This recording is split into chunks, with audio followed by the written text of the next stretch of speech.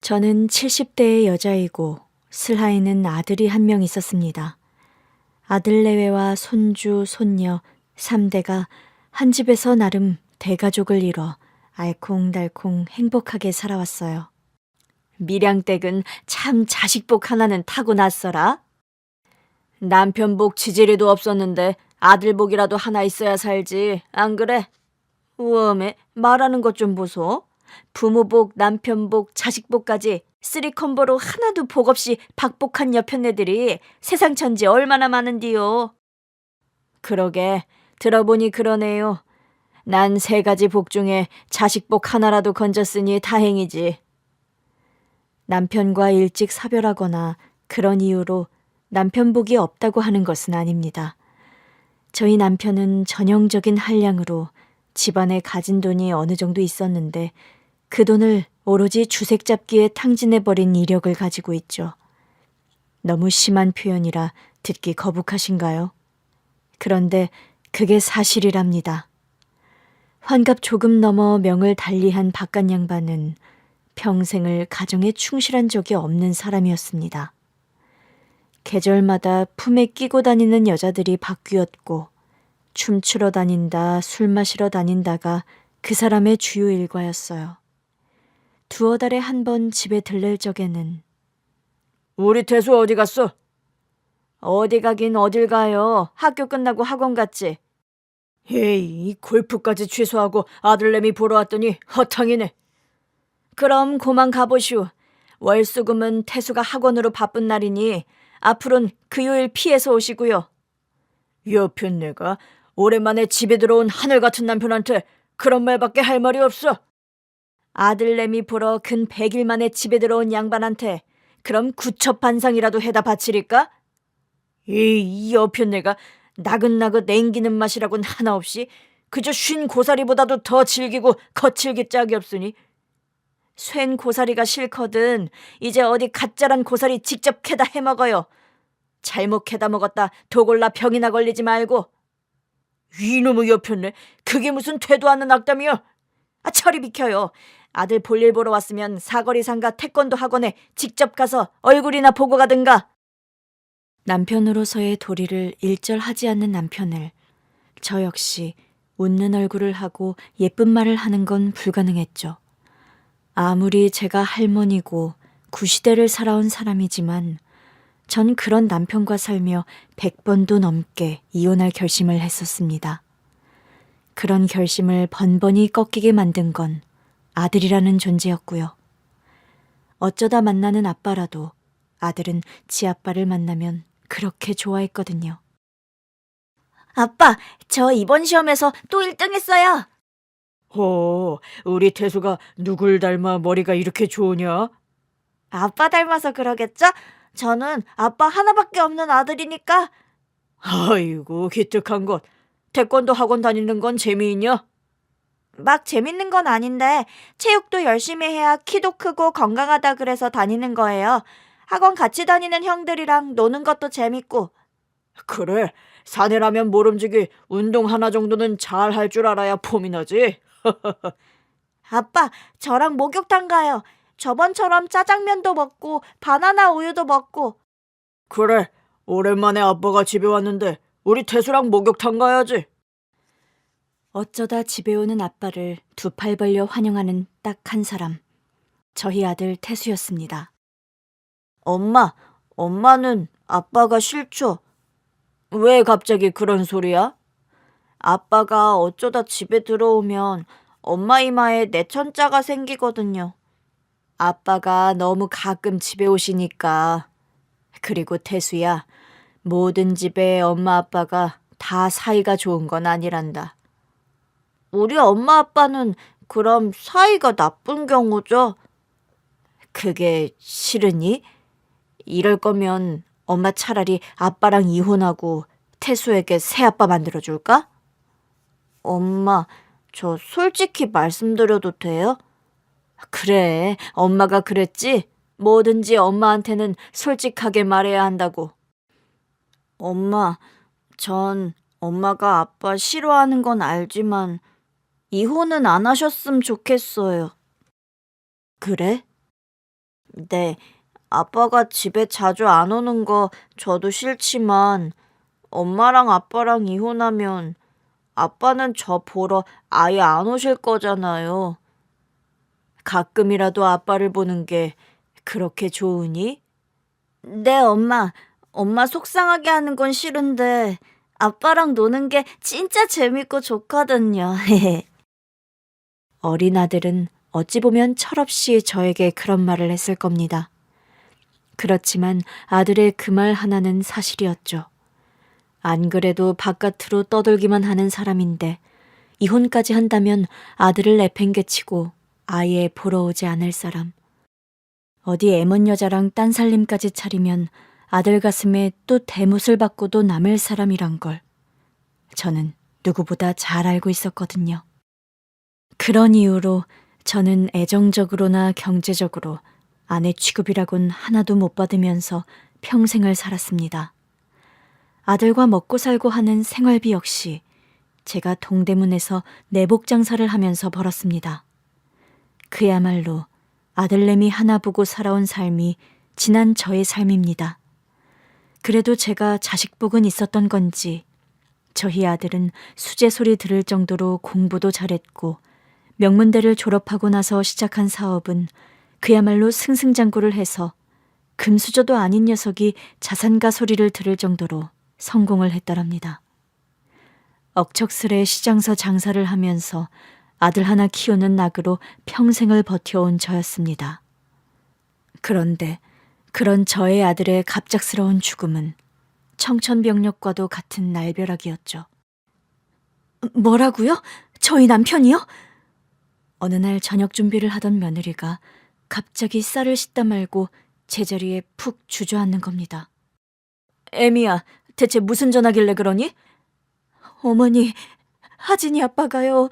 병원 응급실이래요. 온 식구가 한달음에 병원 응급실로 달려갔더랍니다. 심근경색에 의한 심장마비가 사인인 것 같습니다. 저희 측에서 할 수 있는 모든 조치를 취했음에도 병원에 도착했을 때 이미 거의 심정지 상태였어서 죄송합니다. 회사에서 직원들과 회의를 하던 중 갑자기 심장을 움켜쥐며 쓰러진 아들은 그렇게 허망하게 저희 곁을 떠나고 말았던 겁니다. 뭐라고요? 우리 태수가 죽다니 말도 안 돼요. 안 됩니다. 아이고 태수야, 눈 좀 떠보가라. 응? 여보, 정신 좀 차려봐요. 네? 하진이 하일이 듣고 먼저 떠나는 법이 어딨어요. 손주와 손녀까지 아들에게 매달려 소리쳐 울었지만 저희 아들은 감은 눈을 영영 뜨지 못했더랍니다. 무슨 정신인지 모를 정도로 슬픔과 황망함 속에서 아들 장례식을 치루었어요. 아들의 유품 정리를 끝내고 49제가 끝날 때까지도 저는 정신을 차리지 못하고 자리에 몸져눕고 말았습니다. 어머니, 죽 드시고 이 보약도 오늘부터 좀 드세요. 갑자기 무슨 보약이니? 어머니 요새 통 아무것도 못 드시고 기력도 없으셔서 제가 보약 한 제 지어왔어요. 아들 앞세운 죄 많은 늙은이가 무슨 염치로 보약식이나. 어머니 무슨 그런 말씀을 하세요. 어머니께서 그렇게 기력 없이 누워만 계시면 하늘에 있는 그 사람이 얼마나 더 속상하겠어요. 네? 며느리가 눈물이 그렁한 눈으로 그런 말을 하더군요. 저는 며느리의 그 말에 어쩔 수 없이 일어나 앉아 죽을 먹고 보약을 마셨습니다. 며느리는 저보고 기력을 빨리 좀 회복하라면서 하루에 2번씩 그 보약을 챙겨주더군요. 그런데 한 번은 며느리가 부엌에서 그 보약을 챙기는데 좀 수상한 모습을 보고 말았습니다. 보약을 데워서 그릇에 담는데 그 안에 이상한 가루약을 타는 겁니다. 어머니, 보약 드실 시간이에요. 너 보약에 뭘 탔니? 라고 물어보려다가 전 좀 찜찜한 기분이 들어 물어보지 못하고 그래, 거기 둬라. 뜨거워서 좀 뒀다 마시마. 하고 일단 보약 먹는 것을 좀 미뤘더랍니다. 왜 나에게 말도 없이 보약에 이상한 약을 타는 걸까 싶어 혼자 좀 고민을 하다가 며느리에게 그냥 솔직하게 물어보려는데 한밤중 베란다 구석에서 은밀하게 통화를 하는 며느리를 보게 됐어요. 지금 그걸 말하라니. 그건 절대 안 돼. 애들 아빠 명 달리한 지 얼마 안 됐으니까 좀 기다리다. 정말 들키면 큰일 난다고. 잘못 밝혔다가는 진짜 골치 아파진다고. 대체 무슨 말을 누구와 하는 거지 싶은 생각이 드는 대화 내용이었어요. 나중에 우리 시어머니 몰래 만나요. 시어머니 알면 노발대발 난리가 날 테니 내가 나중에 연락할 때까지 전화하지 말고요. 나도 매일 생각해요. 그럼. 저는 며느리의 통화 내용을 듣고 기절할 뻔했습니다. 대체 누구와 저런 통화를? 혹시 내가 모르는 사이에 남자라도 생겼나? 저는 황급히 안방으로 들어와 두방망이질 치는 가슴을 겨우 진정시켰습니다. 시간을 보니 거의 자정이 가까워오는 시간이었습니다. 이런 늦은 시간에 베란다에 나가 몰래 통화를 하는 며느리가 정상으로 보이지 않더군요. 저는 억지로 잠을 청해보다가 도무지 잠이 오지 않아서 수원에 사는 친정언니에게 전화를 걸었어요. 언니, 자오? 자정 넘어 야심한 시간에 잠을 여태 안 잤어? 언니, 내가 안 그래도 요즘 잠 편하게 올 상황은 아니잖아. 그래, 태수 보내고 네 속이 아닐 건데 내가 생각이 짧았구나. 태수 생각나서 여태 잠을 못 잤니? 친정언니는 제가 아들을 여인 슬픔 때문에 힘들어하느라고 잠을 못 자는 건 줄 알고 그런 질문을 하는 겁니다. 아니, 그것도 그건데 다른 게 아니고 며느리가 너무 이상한 통화를 하는 걸 들어서요. 하진이 어멈 말이야? 아니, 하진이 어멈이야 나무랄 데 없는 며느리가 아니니.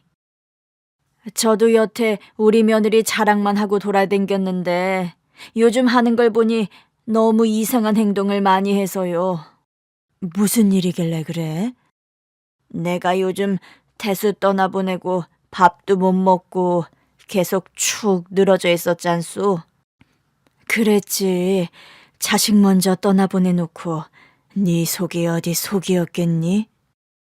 나보고 기력 차리라고 하진애미가 보약을 한 채 지어왔더라고요.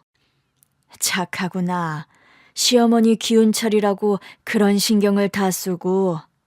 하진애미도 남편 잃은 건데 본인 속도 지금 엉망진창일 텐데.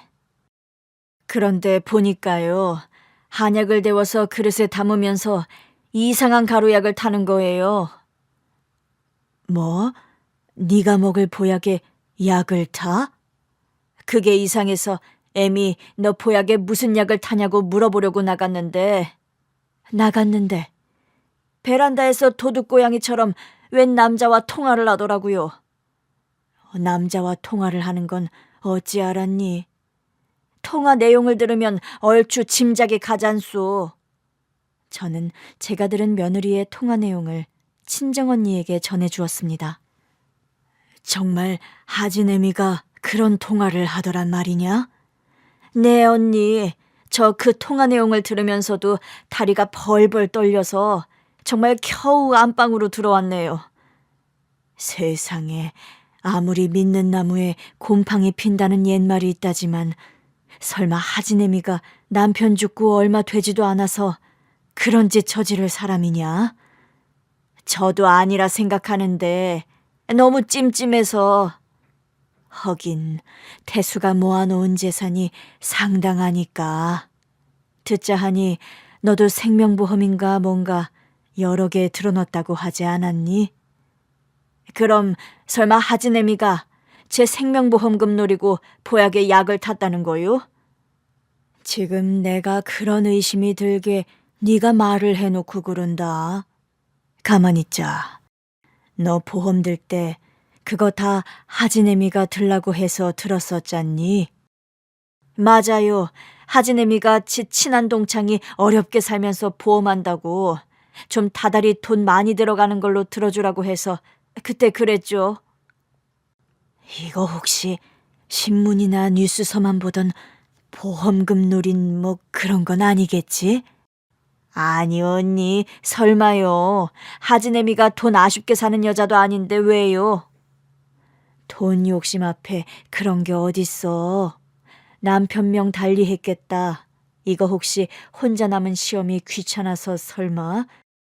언니, 듣기만 해도 너무 소름 끼쳐요. 그런 말은 마세요. 보약에 너무르게 약을 탔다는 게 너무 꺼림칙해서 그런다.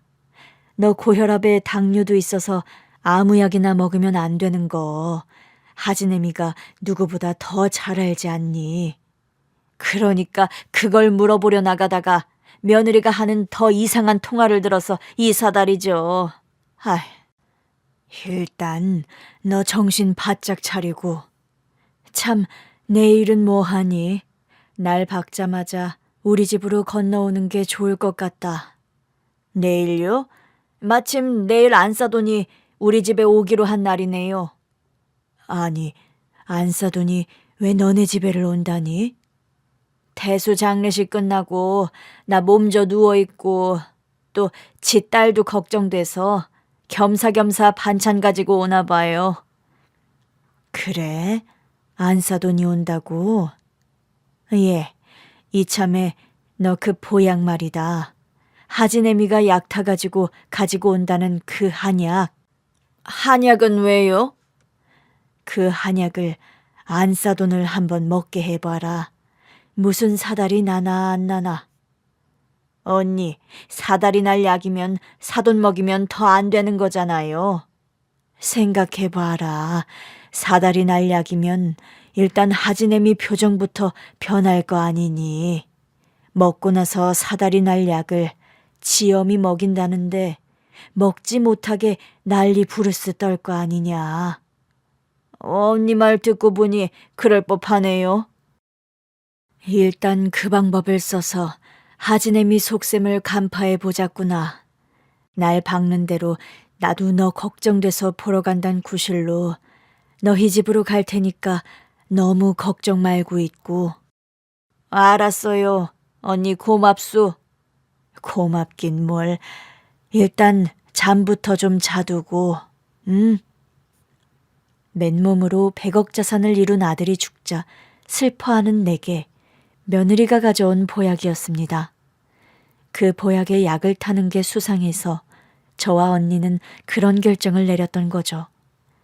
다음 날 아침이 밝았고 사부인이 예정대로 저희 집에 오셨더군요. 사돈, 좀 마음은 추스리셨어요? 아직은 쉽지가 않네요. 뭘 그리 바리바리 싸들고 오셨어요? 사돈께서 영 식사를 못 하신다고 하셔서 밑반찬 몇 가지 좀 싸들고 왔네요. 감사합니다. 여기 앉아서 차라도 한 잔 드세요. 그때였습니다.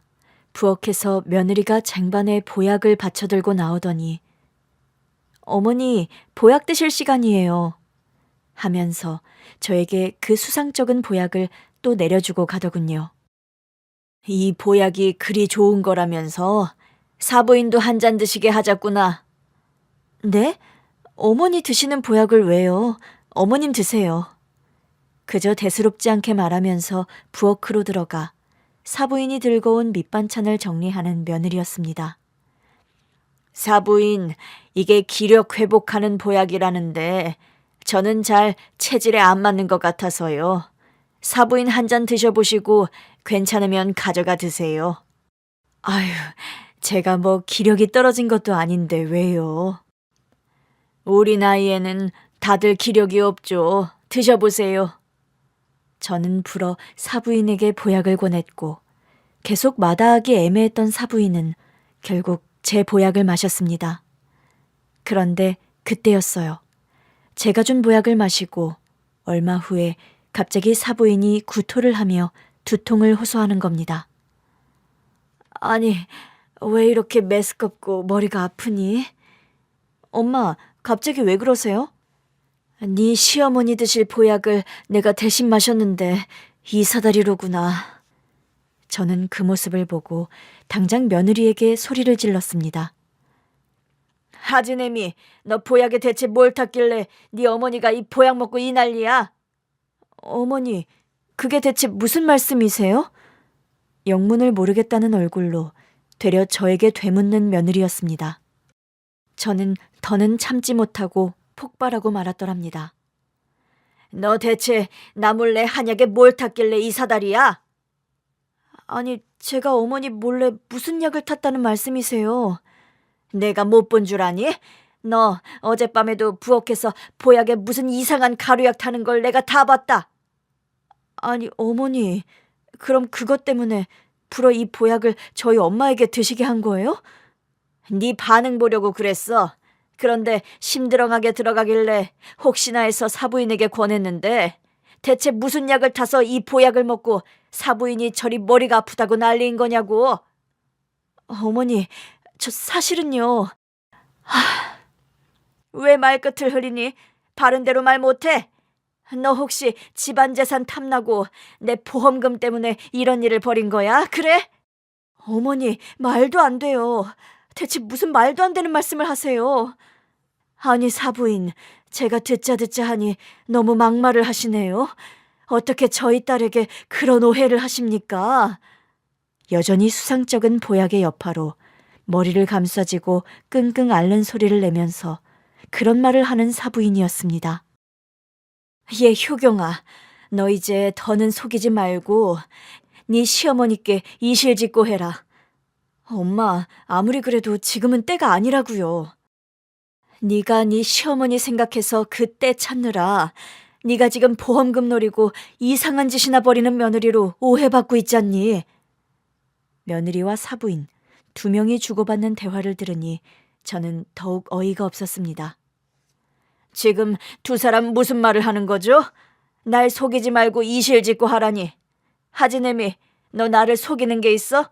그런 거야? 그래요, 어머니. 이런 말도 안 되는 오해를 하시는데 제가 말씀드려야지 이제 더는 방법이 없는 것 같네요. 그래, 더는 속이지 말고 다 털어놔라. 너 대체 왜 내가 먹는 보약에 약을 탄 거며 어젯밤 수상한 통화는 또 뭐야? 어머니, 제가 하는 통화까지 들으셨어요? 세상에. 너무 기막히다는 표정을 지으며 억울하다는 듯 제 눈을 빤히 보는 며느리였습니다. 네가 부엌에서 보약의 이상한 가루약을 나에게 말도 안 하고 타길래 그 약이 대체 뭐냐고 너에게 물어보려 가려다 베란다에서 내가 통화하는 걸 봤어. 그래요. 어머니, 다 말씀드릴게요. 일단 보약에 탄 가루약은요. 그건 녹내장 약이에요. 뭐라고? 녹내장? 네. 어머니께서 녹내장이라 얼마 안 가 시력 잃으신다고 병원에서 무서운 말을 듣는 바람에 그거 늦추는 약 넣어서 드려 그런 거예요. 사부인, 우리 딸이 병원에서 사부인 녹내장이라는 말 듣고 얼마나 울었는지는 아십니까? 아들 죽어 상심이 큰 사부인이 녹내장까지 걸렸다는 거 알면 무너질 거라고. 지금 말씀드리면 안 된다며 비밀로 약을 드시게 하려고 그런 거예요. 그래서 하진애미 네가 보약에 가루약을 탔다는 거야? 네, 어머니. 지금 어머니가 녹내장이 많이 진행이 되어서 더 이상 약 먹는 걸 미룰 수 없는 단계라서요. 아니, 세상에. 나는 그런 줄도 모르고. 그럼 애미, 너 베란다에서 누구와 그런 이상한 통화를 한 거니? 제 친구 중에 친정엄마가 녹내장으로 오래 약을 먹은 친구가 있어요. 그 친구한테 녹내장 관련해서 병원도 추천받고 이것저것 물어본다고 그런 통화를 했고요. 미안하다, 애미야. 저는 오열하며 며느리를 껴안고 한참을 울었습니다. 그때 현관벨이 울렸고 나가보니 수원 사는 친정언니가 걱정스런 표정으로 서 있더군요. 간밤에 일은 어찌 되었니? 언니, 내가 늙어서 총기가 많이 사라졌나 봐요. 무슨 말이니 그건 또. 이모님 오셨어요. 저는 친정언니에게 자초지종을 다 이실직고 했더랍니다. 아이고, 그런 줄도 모르고 나와 네 어머니는 하진애미를 말도 안 되게 오해를 했구나. 상황을 듣고 보니 사부인께서도 오해할 만 하셨네요. 안 그래도 하진아범 명 달리하고 심정적으로 힘들고 약해진 마당에 이상한 오해하실 법도 한 상황이었어요. 그래도 죄송합니다, 사부인. 하진애미를 그런 식으로 오해해서 얼마나 불쾌하셨습니까? 아니에요, 사부인. 지금 사부인께서 심정적으로 얼마나 힘든 상황인지 제가 다 아는데 오해 풀렸으니 다 된 거죠. 어머니 죄송합니다. 이런 식으로 일이 꼬일 줄 알았더라면 제가 애초에 솔직하게 말씀드렸어야 했는데 제가 생각이 짧았어요.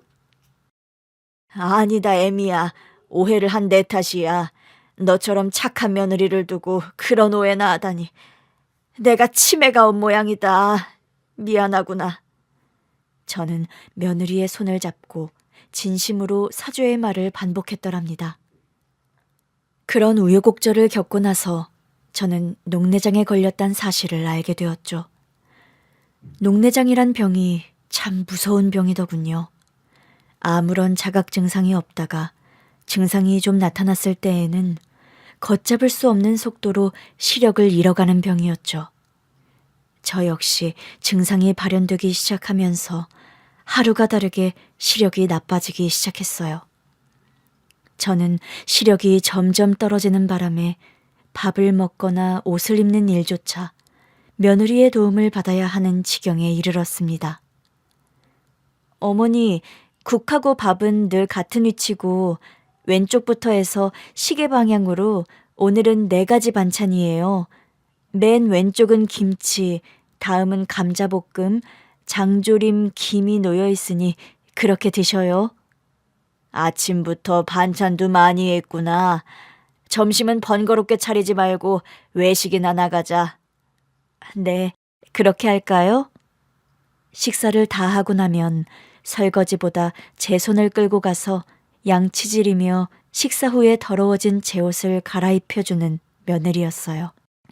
어머니, 오늘 티셔츠에 된장 국물이 튀어서 갈아입으셔야겠어요.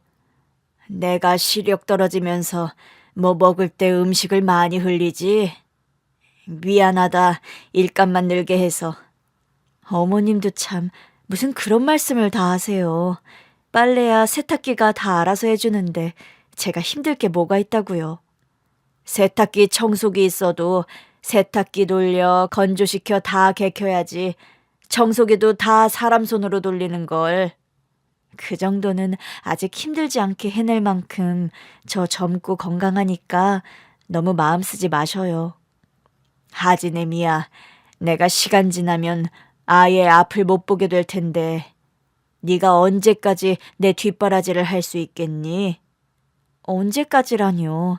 어머니 돌봐드리는 거야 당연히 제가 해야 할 일인걸요? 하진아범 떠난 마당에 솔직히 너와 내가 따로 살아도 누구 하나 욕하는 사람 없을 거다. 제가 하진아빠와 이혼한 것도 아니고 하진아빠가 어느 날 갑자기 명 달리한 건데 무슨 그런 경우가 있어요. 게다가 어머니 건강 안 좋으셔서 항시 옆에 사람이 필요한 상황인데 며느리인 제가 분가를 한다는 건 말이 안 되죠. 네가 착해서 그런 생각을 하는 거지. 하진아범도 없는 마당에 내가 네 손을 빌려서 이리 신세를 지며 사니 너무 미안해서 그렇다. 어머니, 제발 그런 말씀 마세요. 하진아빠가 떠났어도 저는 여전히 그 사람 아내예요. 앞으로 다시 재혼 생각 같은 게 있는 것도 아니고요. 네 나이가 얼만데 100세 시대에 아직 네 나이에 시집 안 간 처녀들도 널린 세상이다. 앞으로 좋은 사람 나타나면 재혼도 하고 외롭지 않게 살아. 그건 제가 알아서 할 일이고요, 어머니. 내가 평생 남편 없는 거나 마찬가지로 혼자 살아보니 외롭게 여자 혼자 사는 게 좋은 일이 아니더라. 후회되세요? 외롭게 사신 거? 아니, 솔직히 말하면 후회는 안 한다. 하진아범한테 어쨌든 평생 아버지 자리를 지켜준 거니까. 어머니, 저도 마찬가지예요. 하진이랑 하일이가 제 딸 아들이고 어머님 손녀 손자인 이상 저와 어머니 관계는 끊을래야 끊을 수 없는 고부관계예요. 고맙다 어머마. 너 같은 며느리는 다시 없을 거야. 어머님께서 평생 하진 아빠 키우느라 고생하며 희생하신 걸 제가 다 아는데 어머님 돌봐드리는 건 당연한 일이에요. 저희 며느리가 그런 기특한 말을 하는 아이였습니다. 저는 사실 녹내장이 악화되면서 거의 앞을 보지 못하는 단계까지 상태가 악화됐고 며느리가 제 수족이 되어 고생하는 게 너무 면목이 없어서 요양원을 들어가려고 마음을 먹었더랍니다.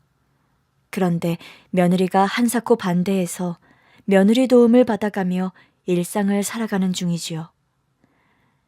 요즘 컨디션은 좀 어떠니? 앞이 아예 안 보이니 답답하죠. 요새는 드라마를 봐도 그냥 소리만 듣는다우. 희미한 형체나 색깔도 아예 안 보이는 지경이야? 얼마 전까지만 해도 흐릿하게는 보였는데 이제는 당최. 뭐 포기하고 살자. 내가 살면 얼마나 살랴 생각하면서도 죽을 날이 정해진 것도 아니라 솔직히 말하면 갑갑하네요. 너는 참 무슨 말을 그렇게 하니? 앞이 안 보이니 갑갑하고 힘들겠지만 그래도 그런 엄한 소리 하는 거 아니다. 나 불편한 건 그러려니 하는데요. 하진 어머한테 미안하고 면목이 없어 그러죠. 그래도 네 며느리가 싫은 기색도 없이 기꺼이 네 수족이 돼서 널 돌봐주는데 고마운 일이지, 안 그래? 고마움도 지나치면 미안함이 되더라고요. 그것도 다 네 복이다. 말년에 딸내미 없으면 찬밥 신세인데 너는 딸보다 더 효심지극한 며느리가 널 돌봐주니 얼마나 복이야. 그러게요. 하진 어멈도 남편 여의고 많이 힘들 건데 그런 내색 하나도 없네요. 하진 어멈이 성정이 원래 차분하고 깊은 아이 아니냐. 정말 하늘이 내린 며느리가 따로 없어 그 아이는. 친정언니뿐 아니라 제가 아는 사람들 모두 저를 지극정성으로 케어하는 며느리를 모두 입을 모아 칭찬했습니다. 평생 아들 하나 보고 억적스레 살더니만 말년에 며느리 복을 톡톡히 보내그려. 그저 내 가진 복 중 하나는 아들내미 복 하나라 생각했는데 그 아들 먼저 떠나고 나처럼 박복한 팔자 어딨나 했는데 며느리 복이 또 있네. 자네 수족처럼 그리 살뜰히 보살펴준다며? 내가 시력이 너무 떨어져서 누구 도움 없이는 요새 화장실 가기도 힘들어.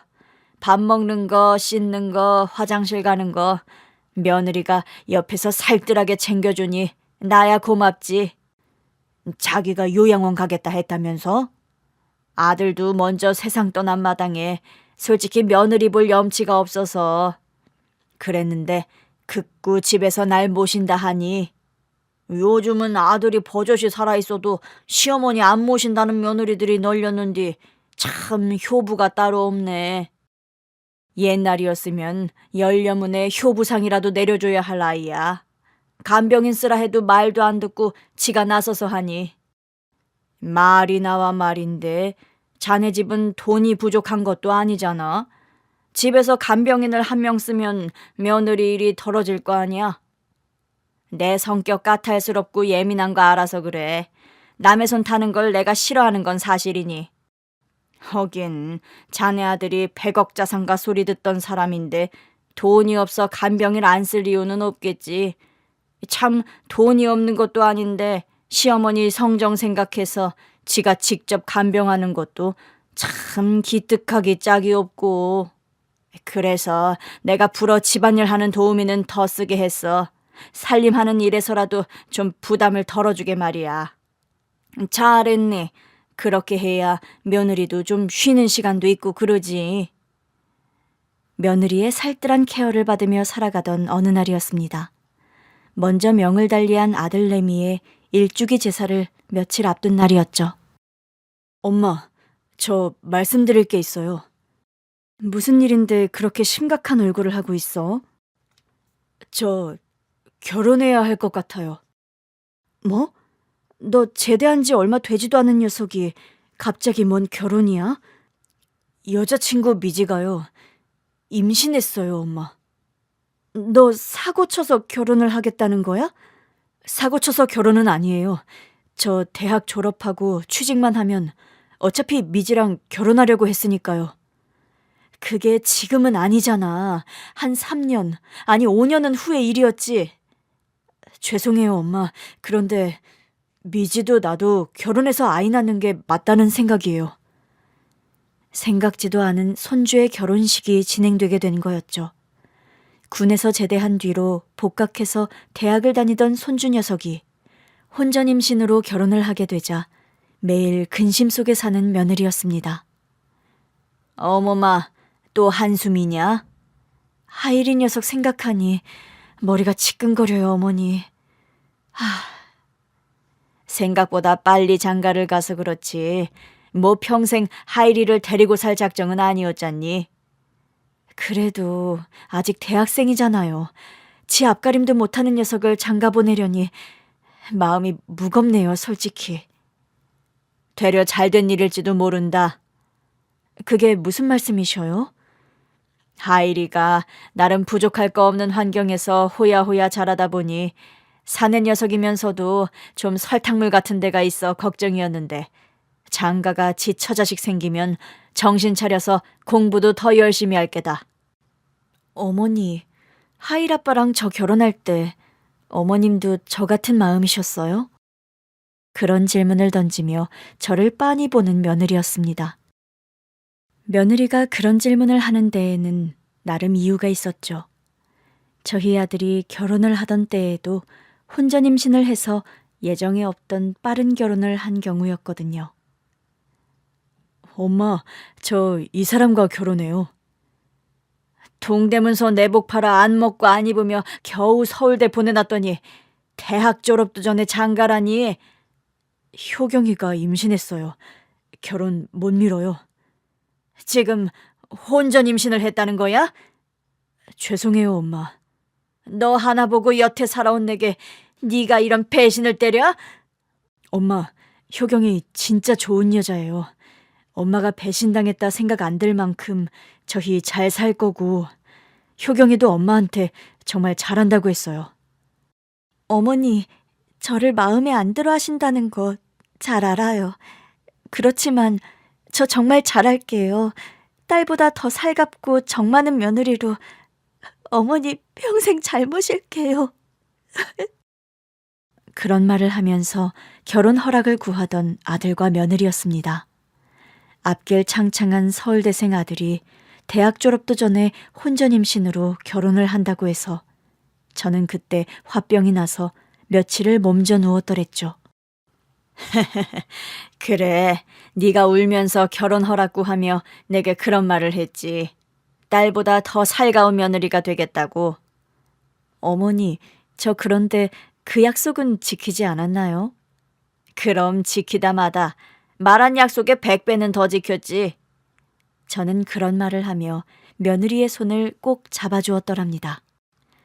그 시어머니의 그 며느리가 들어온다는 말이 있잖니.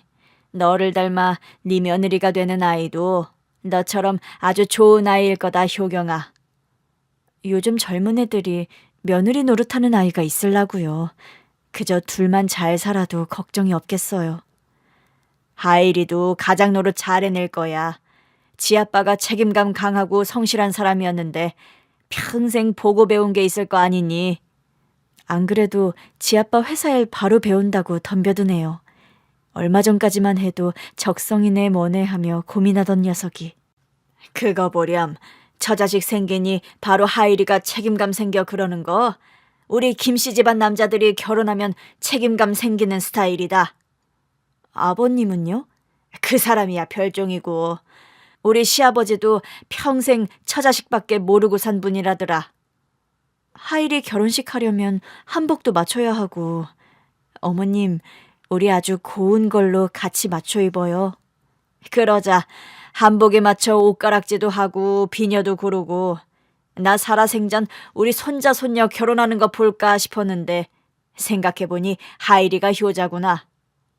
어머님 말씀 가만히 듣고 있자니 제 마음 답답했던 게 좀 녹네요. 다행이다, 애미야. 손자 녀석의 결혼식 날 저는 며느리와 곱게 한복을 차려입고 식장으로 향했습니다.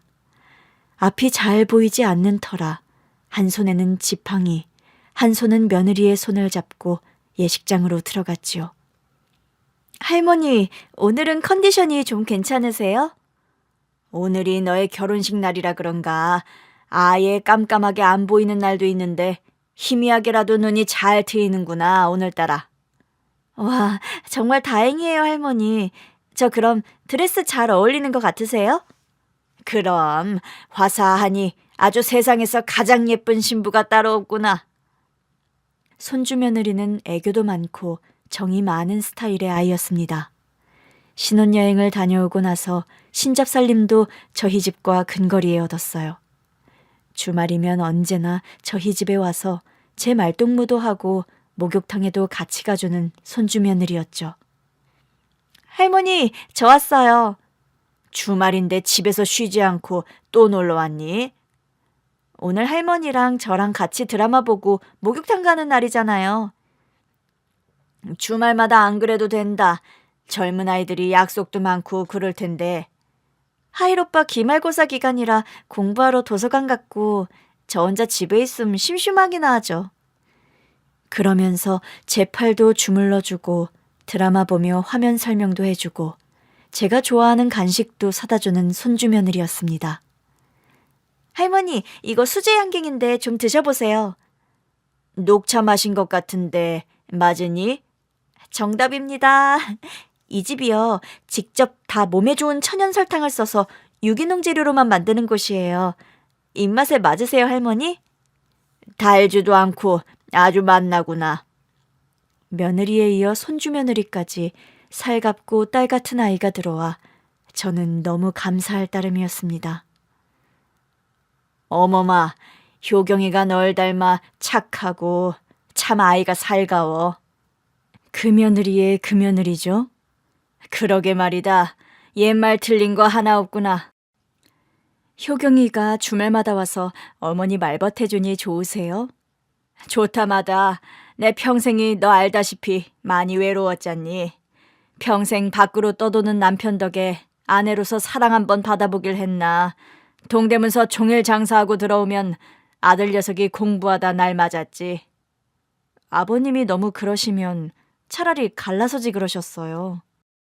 하이라범이 아버지 자리를 원했으니까 남편 노릇은 안 해도 아버지 노릇은 하려던 사람이기도 했고 그저 내 팔자가 외롭게 살라는 팔자인가 보다 포기하고 살았는데 내 말년이 이렇게 따숩고 복이 많을 줄은 몰랐구나. 하이라범 키우신다고 어머님께서 그리 희생하셨는데 이런 복이라도 누리셔야죠. 안 그래요? 이런 걸 예상하고 그리 살진 못했다만 고맙고 감사한 마음이 든다. 고맙다 어머마. 네 덕분에 내 인생 끝자락이 아주 따숩고 행복하다. 손주 며느리는 시집 온 그 해에 건강한 사내 아이를 순산했습니다. 태어난 아이가 먼저 명을 달리한 제 아들내미를 붕어빵으로 똑 닮았다고 하더군요. 어머니, 우리 손주가 애들 아빠 얼굴을 딱 찍었어요. 나야 보이지가 않으니 모르겠지만 정말 그래. 찍었다 소리가 나올 만큼 그리 닮았어. 아기 태어나서 밖으로 나오는데 저 울음 터뜨렸잖아요. 손주를 처음 본 감격도 감격인데 그 사람 얼굴이 너무 닮아서요. 하이라범 많이 생각나지? 그럼요, 어머니. 매일매일 생각나요. 하긴 너희 둘은 금슬도 각별했으니 더 그럴 게다. 앞으론 애들 아빠 생각나면 우리 손주 녀석 얼굴 보면 되겠어요. 눈, 코, 입 붕어빵에 눈빛까지 닮은 거 있죠? 씨 내림이 무섭다더니 하이라범이 식구들이 저 보고 싶어 하는 줄 알고 불어 저 위에서 그런 수를 쓴 것 같기도 하구나. 어머님 말씀 들으니 그럴 법도 하네요. 집안에 그런 좋은 소식이 있는 날은 저 역시 아주 사무치게 먼저 떠난 아들 녀석이 그립고 생각나는 게 사실이었습니다. 저희 아들이요, 살아생전 아주 둘째가라면 서러울 효자였거든요. 엄마, 저 지금 와서 생각하면 후회되는 일이 있어요. 무슨 후회? 저 어려서 엄마한테 아빠랑 이혼하지 말라고 말씀드린 거요. 갑자기 그게 무슨 말이야? 저는 자식 입장에서 아버지 자리가 있었으면 해서 엄마한테 그런 말씀을 드렸던 건데, 돌이켜보니 제 이기심 때문에 엄마는 평생 외로운 인생을 사셨더라고요. 자식이야, 당연히 부모 이혼하는 거 싫지. 너로선 당연한 말을 한 거다. 그런 걸로 마음 쓰지 마. 아니에요, 엄마. 저 솔직히 말씀드리면 엄마한테 많이 죄송해요. 아이고, 참 죄송할 일도 많다. 네가 나에게 죄송할 게 뭐야. 엄마는 너 같은 아들 둔 게 인생 최고 복이라 생각하는데. 그때 그냥 엄마 이혼하시라 말씀드렸으면 엄마도 외롭지 않게 사셨을 건데, 저 때문에 여자로서 행복은 하나 누리지 못하고 장사만 하시면서. 대신 너 같은 귀한 아들을 얻었잖아. 엄마 젊은 시절 평생 외롭게 해드려서 죄송해요. 대신 엄마 남은 인생은 제가 절대로 외롭지 않게 해드릴게요. 그런 소리 말고 네 처자식이랑 건강하게 행복하게만 살아라. 그게 제일 큰 효도이니. 아니에요, 엄마. 저도 결혼해서 와이프랑 살아보니 동반자가 얼마나 중요한 자리를 차지하는지 알겠더라고요. 엄마께 그래서 더 나이 먹을수록 죄송하고요. 이제 다 늙어서 엄마는 외롭게 산 기억도 다 잊어먹고 없다. 너같이 어디 내놔도 자랑할 만한 아들이 있는데 그런 게 뭐 대수야? 그래도 엄마 돌아가시는 날까지 제가 엄마 절대 안 외롭게 따숩게 사시게 해드릴 거예요. 그런 말을 하면서 제 손을 꼭 잡아주던 아들이었습니다. 그 약속을 해주던 아들은 이제 제 곁에 없지만 며느리가 제 곁에서 아들이 못다한 약속을 지켜주고 있다는 생각이 드네요. 어쩌면 아들은 하늘나라로 먼저 떠났지만 홀로 남은 저희 철을 통해 약속을 지키고 있는 건지도 모르겠습니다. 증손자 녀석이 돌잔치가 끝났을 무렵 제 팔순이 다가오고 있었어요. 어머니, 이번 팔순은 집에서 치르는 게 나을까요? 아님 어디 근사한 호텔을 예약할까요? 둘 다 아서라. 무슨 팔순 잔치를 복잡하게 할 생각 전혀 없다. 하이라범도 떠나고 없는 마당에 늙은 놈이 팔순 떡 벌어지게 하는 것도 우스워. 어머님도 참, 저 하늘나라서 아범이 들으면 펄쩍 뛸 소리를 하세요. 내가 떠들썩한 거 원래 별로 좋아하지도 않잖니. 너 알다시피 내가 눈이 이제 봉사라 어디 비싼 호텔을 가도 뭘 하는지 보이지도 않는 마당에. 됐다. 그럼 집에서 잔치 벌이죠 뭐. 집에서 그런 거 준비하려면 너나 수고스럽지. 멀리 갈 것도 없고 우리 동네 갈비집서 가족 식사나 하자. 그거면 충분해. 저는 며느리 일을 늘려주고 싶지 않은 마음에 그리 말을 했더랍니다. 솔직히 간소하게 가족 식사나 하고 넘어가고 싶은 것이 솔직한 제 심정이기도 했습니다. 그런데 며느리와 손주 며느리가 합심을 해서 아주 잔치를 벌인다고 난리가 났어요. 집안 곳곳에 예쁜 장식을 하고 출장 뷔페까지 불러서 음식을 또 떡 벌어지게 차린 모양이더라고요. 제 친한 지인들과 사돈의 팔촌까지 저희 집에 불러들여서 아주 잔치가 벌어졌습니다. 아이들이 고생해서 준비한 팔순이라 그날 하루를 흥겹게 아주 떠들썩하게 보냈더랍니다. 어머마, 고생 많았다. 어머니, 팔순 축하드려요. 할머니 생신 축하드려요. 오래오래 건강하게 저희 곁에 계셔주셔야 해요. 오냐, 알았다. 효경이 너도 음식이며 이것저것 준비하느라 고생 많았어. 그날 팔순잔치를 끝내고 잠자리에 들었는데 오랜만에 아들 녀석이 꿈에 나타났습니다. 어머니, 오늘 팔순잔치 즐거우셨어요? 그럼 즐겁다마다. 네 처랑 며느리가 며칠 전부터 동동거리며 준비를 부지런히 하더니 기어이 잔치를 벌여주더라. 어머니, 손주 며느리 마음에 드세요? 혼전 임신해서 하일이가 빨리 장가간다고 걱정이 많았는데 괜한 기우였어. 네 처를 똑 닮은 아주 착하고 살가운 아이야. 어머니 곁에서 평생 안 외롭게 해드린다고 약속해놓고 먼저 떠나와서 죄송했어요. 그게 어디 네 인력으로 되는 일이더냐. 네가 그러고 싶어 그런 것도 아닌걸. 네 처와 며느리 덕분에 난 외롭지 않게 아주 잘 지내고 있었단다. 엄마, 저랑 이제 놀러 가실래요? 놀러? 어디를 놀러 가려고? 엄마 팔순인데 좋은 데 모시고 가야죠. 엄마 꽃 구경 좋아하시는데 우리 꽃 보러 가요. 한겨울에 어디 꽃핀 데가 있다고 그래. 가보시면 알아요. 거기 가보면 진짜 지천이 다 꽃밭이에요. 그런 천국 같은 데가 있어? 그럼 얼른 같이 가보자. 저는 환하게 웃는 아들 손을 잡고 성큼성큼 따라갔더랍니다. 한참을 걸어가다 보니 아주 눈이 부실 정도로 환한 빛이 쏟아져 나오는 터널 하나가 보이더군요. 그 빛이 쏟아져 나오는 터널 속으로 아들 손을 잡고 뚜벅뚜벅 걸어 들어갔습니다.